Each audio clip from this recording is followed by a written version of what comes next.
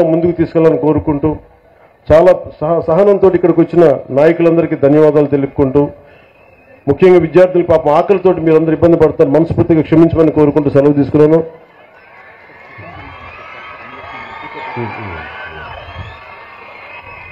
అలాగే నా దృష్టికి ముఖ్యంగా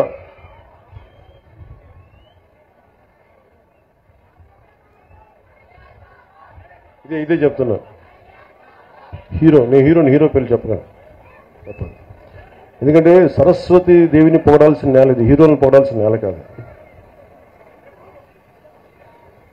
మన కడప మున్సిపల్ కార్పొరేషన్ స్కూల్ కిందాక కలెక్టర్ గారు మాట్లాడుతూ ఉంటే దానిలో కిచెన్కి ఆధునికంగా మోడర్నైజ్ చేయాలి, సదుపాయాలు లేవు, నవీకరణ చేయాల్సిన అవసరం ఉంది అంటే నా దృష్టికి తీసుకొచ్చారు.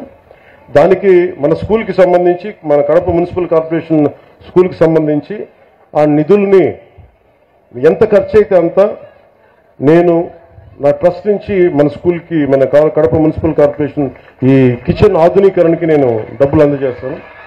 అది మీరు ఎంత అంటే అంత.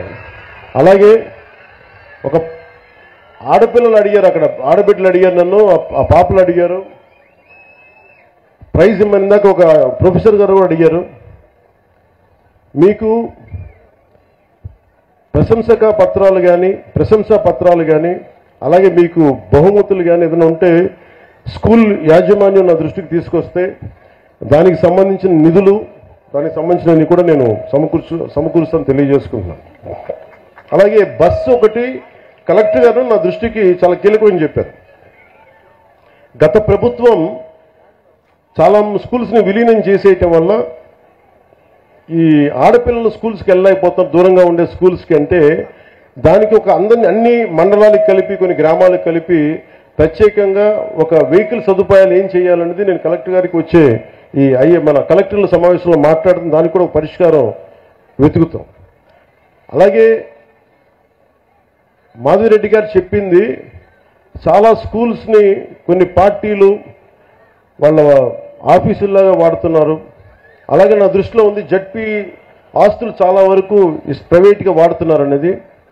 కలెక్టర్ గారికి కూడా నేను విజ్ఞాపన ఇస్తున్నాను. నేను ముఖ్యంగా ఈ స్కూల్స్ వైఎస్ఆర్ కడప జిల్లాలో ఎవరైనా సరే స్కూల్స్కి కాకుండా ఏదైనా సరే మిగతా వాటికి వాడుతుంటే వెంటనే వాటి మీద ఒక స్పెషల్ డ్రైవ్ చేసి, ఎందుకంటే స్కూల్స్కి బిడ్డల జోలికి వచ్చేది అది ఏదైనా సరే మీరు చాలా తీవ్రమైన చర్యలు తీసుకుంటాను కలెక్టర్కి నేను సభాముఖంగా తెలియజేస్తాను.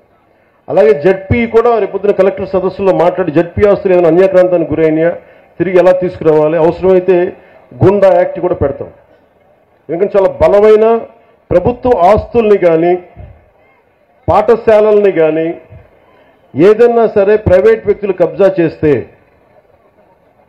వి will open up they will be booked under goonda act, గుర్తుపెట్టుకోండి. ఎందుకంటే ఇది కడప రాయలసీమ తెగింపున్న నేల, చాలా బలమైన నేల. మీరు ఇక్కడి నుంచి ఉద్యోగాలు సంపాదించి ఇక్కడ చదువుకొని మీరు ఇక్కడే ఉద్యోగాలు రావాలి, మీకు వర్క్ ఫ్రమ్ హోమ్ జరగాలి. దానికి మీరు ఏం చేయక్కర్లా, మీరు బలంగా బయటకు వచ్చే రోడ్ల మీదకి రండి సమస్య వచ్చినప్పుడు. మిగతాది మేము చూసుకున్నాం, నాకు ఇవ్వాల్సినది ఒకటి ఇవ్వండి మాకు చాలు. మిమ్మల్ని ఎవరిని ఏడిపిస్తున్నారు, ఆడపిల్లలు ఎవరిని ఏడిపిస్తున్నారు, బయటకు వచ్చి అధ్యాపకులు చెప్పండి, మా దృష్టికి వస్తుంది. అలాగే మీ అందరూ బాగుండాలని కోరుకుంటూ భవిష్యత్తులో మీకు ఏ అవసరాలు ఉన్నా సరే మా ప్రభుత్వం నిధులు తక్కువ ఉన్నా కానీ మనసు చాలా పెద్దది, దారులు ఎతుకుతాం.